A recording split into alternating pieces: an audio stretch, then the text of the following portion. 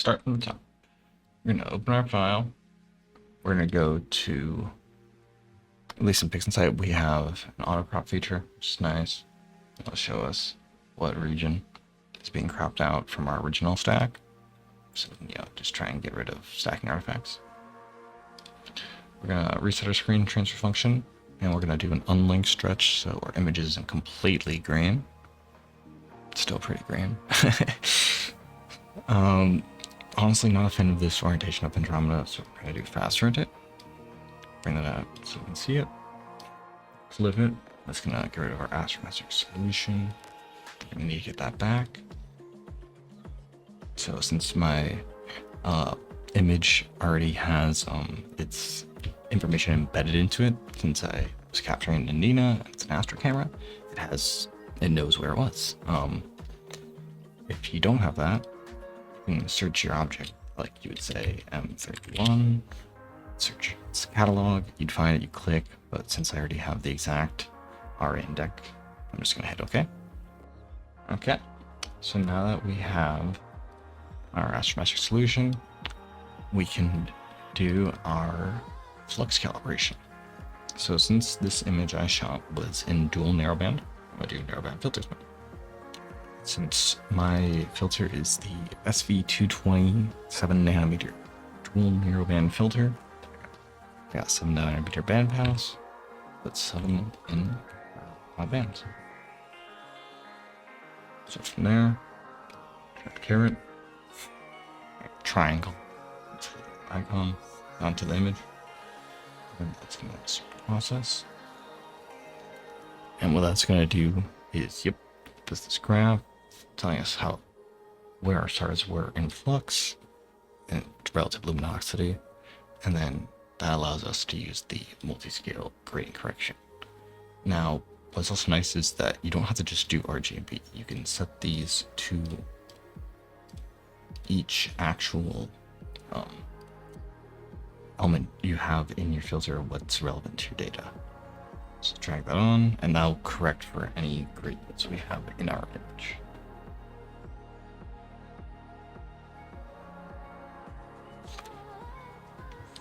So what we can see with that, if we do Control A for auto stretch and we do 24-bit preview to see exactly what the gradient was in our image that we were getting rid of.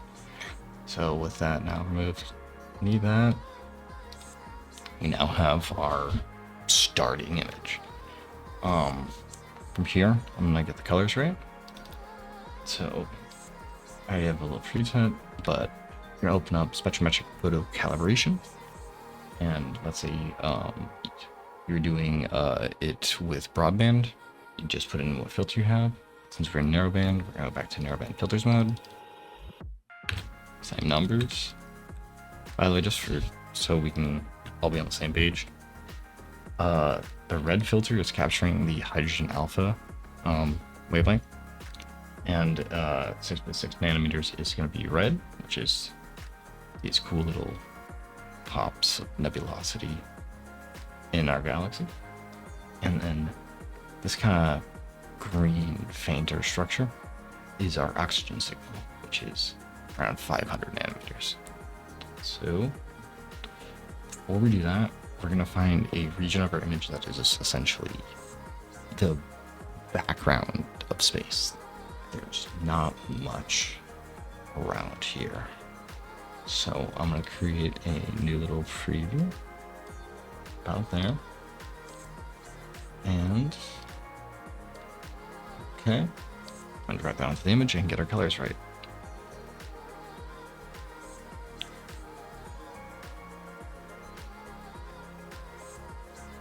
Also, just because I was glancing over and forgot to mention it, our white reference is on photon flux, and that has to be the case if we're doing narrowband, because we're just measuring the intensity of that wavelength. And so photon flux is the only way to get proper colors. So now that our colors are correct, we can go and do a linked stretch instead of an unlinked. We do that, and now our colors are starting to be more like what we'd expect.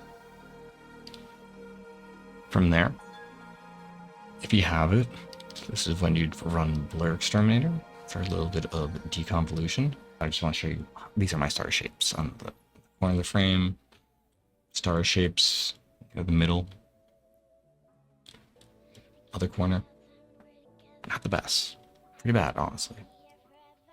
Let's see what BlurX can do. Ooh, those look nice. Before BlurX, after BlurX. Let's do 3 stars. Before, after. Even on the nebulosity of our galaxy. Before, after. So from here, now that we have deconvolved our image, we can go to StarXTerminator, or if you don't have it, you can use Starnet ++, anything to remove your stars from your image so we can work on just our galaxy or nebula, depending on your image.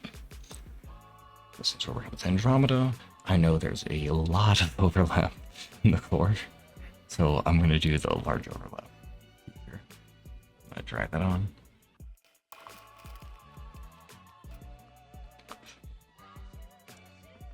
It looks like it picked up a little bit of our HA regions, but we'll be adding that back in, so it's not the biggest deal. And so I was working on this image earlier. I'm going to name it MStars2. I'm just going to put that onto the side. And now we have, so to remind you, this is a linear image. So without the screen transfer function, this is what we're working with. But with the screen transfer function, we can preview what our image will look like. I'd like to zoom in on the screen transfer function and change it just so I can really push and see what is in my image and see where I want, where's the detail and data I want to reveal. So let's say like, hey, this is too far from me. Bring it back down. You know, like, hey, yeah, I like this look to Andromeda. I like getting a little bit of the dust, but I don't want to clear out the core. Let's say you're happy with this. What we can do from here is we can open up our screen transformation. And this is just applying what our screen transfer function is seeing to our image. Now, just to verify that is our image, we can check, see the histogram actually change, and then we do our real-time preview. Yes, that is what we want to happen to our image. So we can close out of our real-time preview. Execute that process. And boom, we now have a non-linear stretched image. So click on our image. Reset view. Screen transfer function does nothing. That's how we know we have stretched our image.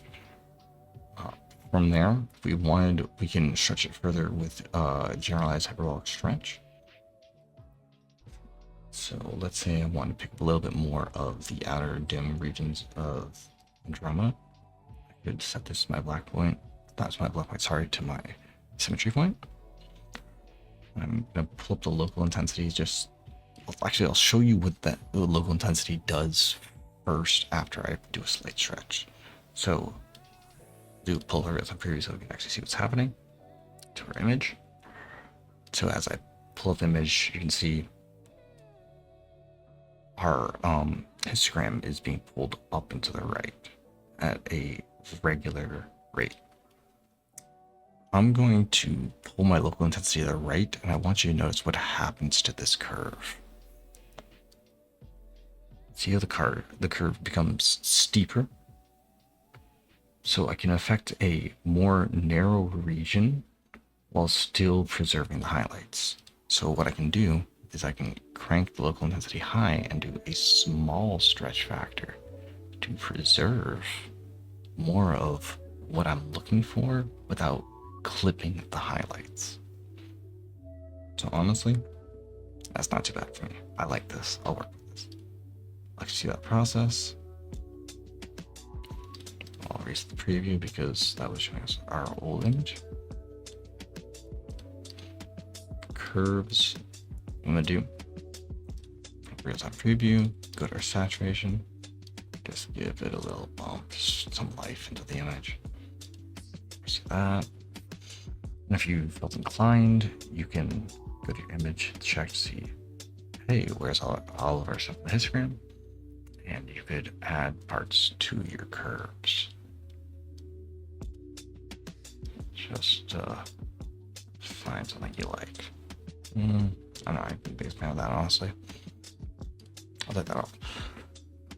Let's say you're happy with your Starless image. From there, what we can do is we can go back to our stars. And since these are narrowband stars, my star colors are just absolutely cooked. They are so ugly and bad. So what I'm gonna do is I'm gonna go to scripts, I'm gonna go to SETI ASTRO, and I'm going to narrowband RGB star combination.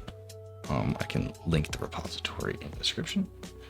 And since we are using a one-shot color camera, also known as OSC camera, in my case the IMX585 by Player One, known as the Uranus C, we're gonna take our image that is our stars, it should be M-Stars 2, and we are just going to execute the script. I'm gonna name those M-Stars RGB just so we don't forget about it. From there, I'm gonna go to our GeneralizedHyperbolicStretch, and I'm gonna do that same trick I was telling about with the local intensity.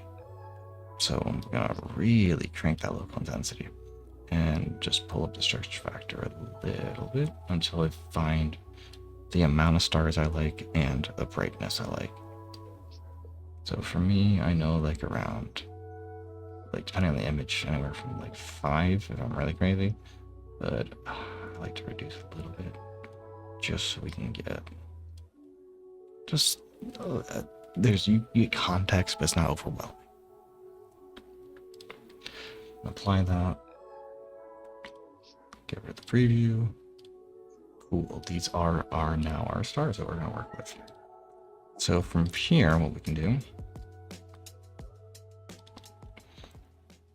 is open up scary PixelMath. Our image in this case, and our star list is called Andromeda, and our star image is stars RGB, based on what we called. We're going to create a new image.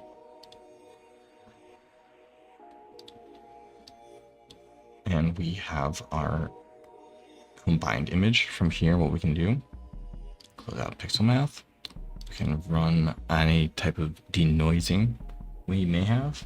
So in my case, I use NoiseXTerminator. And we crank the iterations up, check the real-time preview, see how it looks. Can wrap with that.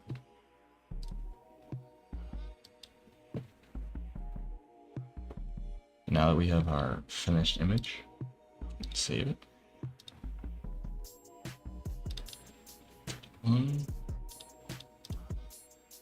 Just the file type we want.